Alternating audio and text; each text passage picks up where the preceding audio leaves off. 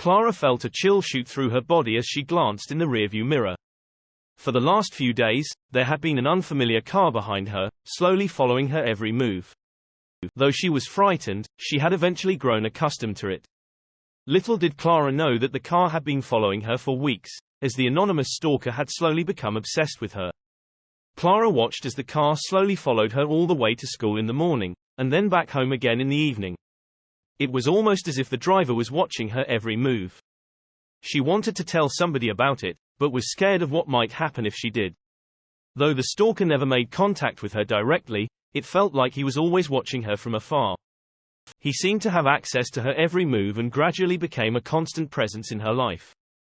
One evening, when Clara returned home from school, she noticed the car was parked some distance away, seemingly waiting for her.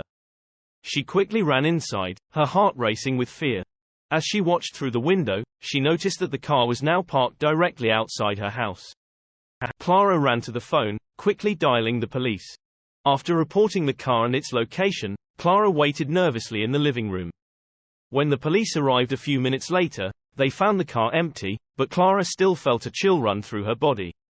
The driver had somehow managed to escape, as if they had known the police were coming. Clara's stalker seemed to be constantly one step ahead of her, always watching and always terrifying.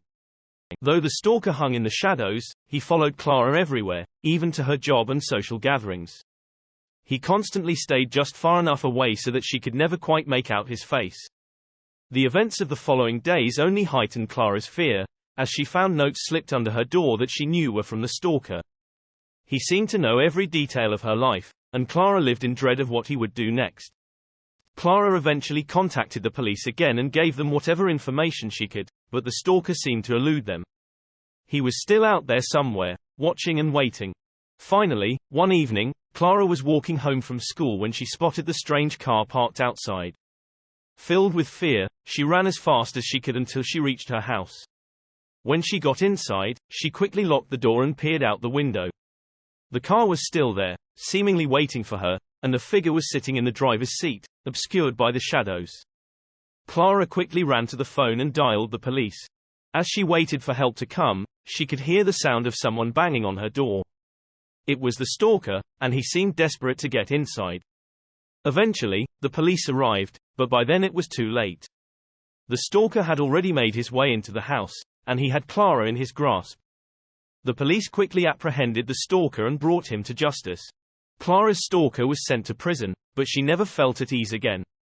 She was left to survive with the knowledge that somebody had been watching her every move and would have done anything to get to her. Though Clara was safe, she was forever changed by the experience. Whenever she ventures outside, she still looks over her shoulder, feeling the chill of a stalker's shadow.